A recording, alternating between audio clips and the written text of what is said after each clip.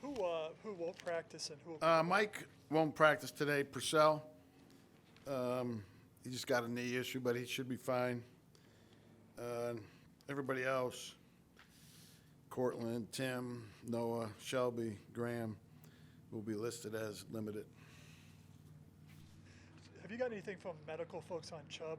Yeah, his procedure today was a roaring success in that the best scenario that they all could hope for was what they found, and he'll be back at some point.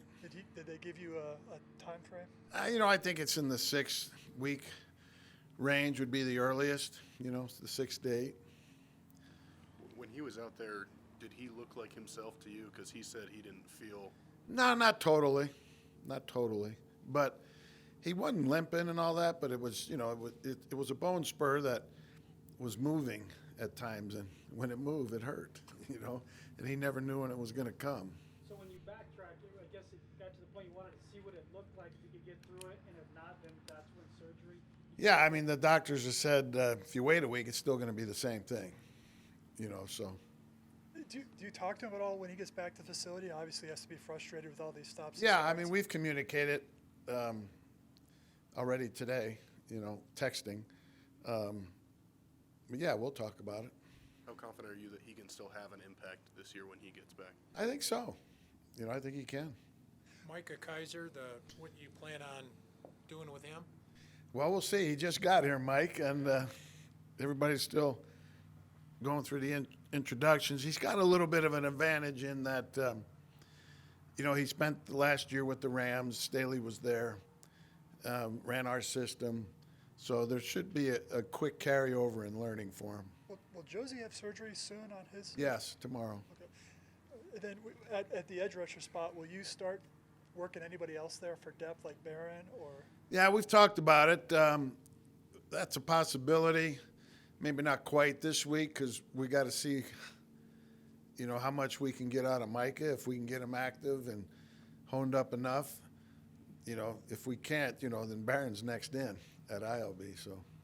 Vic, it's an admittedly small sample size, but I think opposing quarterbacks, when you blitz so far this year, have a 0 passer rating. You guys have been really effective in that. Is your philosophy when it comes to sending extra rushers is less is more in terms of how often you do it? Yeah, I mean, it's more of a feel thing. And, for me, it's more of a feel thing. If you start doing it because you feel you have to, then you're in trouble. You do it when you want to, on your own terms. How different is Wilson from Lawrence? A lot of the same qualities: good movement, good arm, quick release. He's calm. It's not. Those two guys were head and shoulders above the rest of the guys in the last draft through the draft process. I didn't even watch either one of the two of them in the draft because we knew they were both going 1 and 2. So, but he's definitely got a bright future. Coach, going back to Nick's question, how do you work with Ed Donatel on a game basis in terms of determining what to do, and what's Ed's role with you during the game? Yeah, Ed's primarily in charge of the secondary, and then he helps me during the game just pointing out different things, from A to Z during a game that could be happening.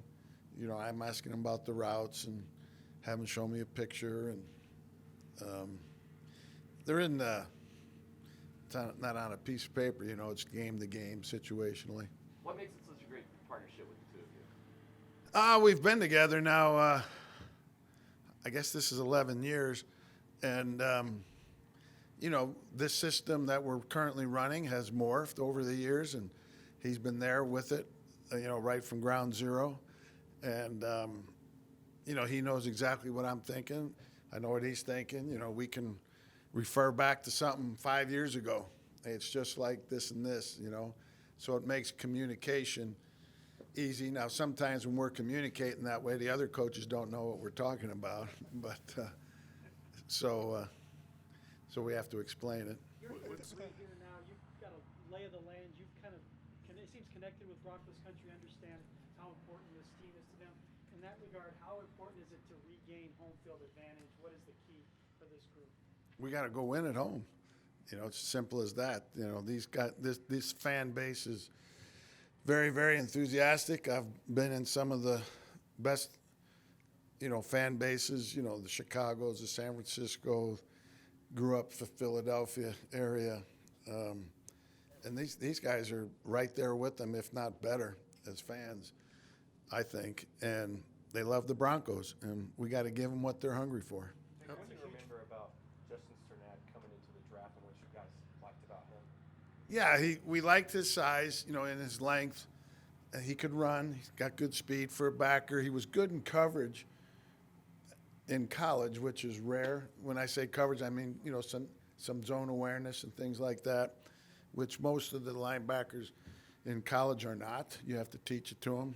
And so we were impressed with him and his ability to possibly be, you know, our dime linebacker or jack linebacker in base. Hey, to I'm follow impressed up on Justin, young guy in your system at that position, are more of the years mental or are they physical when he just starts playing like he has? Well, they go hand in hand, because if you're struggling mentally, you're more apt to make a physical error. But, I mean, like, for instance, the other day he missed a tackle. That had nothing to do with mentally. He just missed a tackle in the open field. But they kind of go hand in hand, and the more he's comfortable pre-snap and what he's seeing post-snap, he will play better. He said Josie is among the smartest teammates he's ever played with. What will you miss most, you know, with Josie out? Yeah, Josie is our main communicator up front, and those guys are going to have to tune in more. Josie was an excellent caddy for everybody up front, you know, and everybody up front now has to realize, you know, these other guys aren't quite as far along as he is.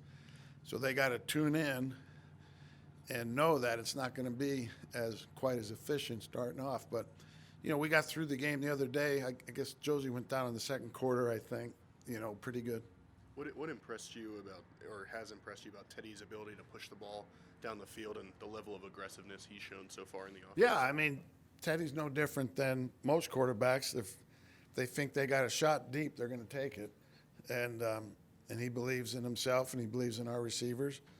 And, you know, I just think, you know, those shots have presented themselves early on here. You guys are huge favorites this weekend. What's your sense of focus with your guys within the room we're building right now? Yeah, this is just our third game. You know, it's the next game. You know, favorites or lines don't mean anything to us. You know, this is the NFL. You know, I don't know Urban Meyer at all, really. I met him the other day. You know, shook his hand before the game and after the game. And his comment to me was, every week it's like playing Alabama in the NFL.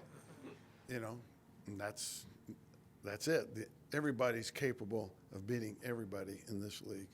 Hey, Vic, I've heard of head coaches who don't call the offensive plays still meet with their quarterback on a weekly basis. Yeah. Do you do that with Teddy, and what do you get out of that? Informally, yeah.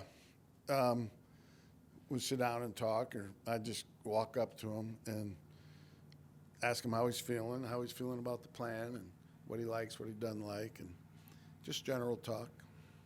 Because Glasgow's heart situation, has that been resolved, or is that something you guys have to monitor in games going forward? Both.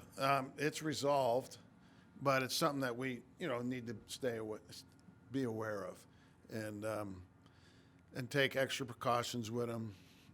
You know, little things, you know, but he's fine. But, you know, we can't ignore what happened. What, For a few more for the coach. Have you had much contact with Robert Saleh since you guys briefly worked together? Yeah, we've remained in contact over the years. You know, when he was out in San Francisco, you know, I would go out there often to visit. You know, we played golf a couple times together. So, yeah, we've remained in contact over the years. What do you say to Maybe more difficult in some ways for a defensive coach to get a job in today's NFL, a head job? I think that was the case for sure. I think it's coming back a little bit more to 50-50. I mean, I can't think of all the recent hires to verify that, but I think it's coming back. What is your message to the defense after you lose Chubb and Josie, a couple defensive starters, about keeping things going in the right direction? Yeah, we played most of that game Sunday without them, and without Darby. You know, so a good bit of Sunday's game was without 3 starters, and all really good players. And you know, we won that game. We'll continue to win. We got good players backing them up, and we feel confident. Thank you, Coach. Thanks. Hey. Thank you, Vic.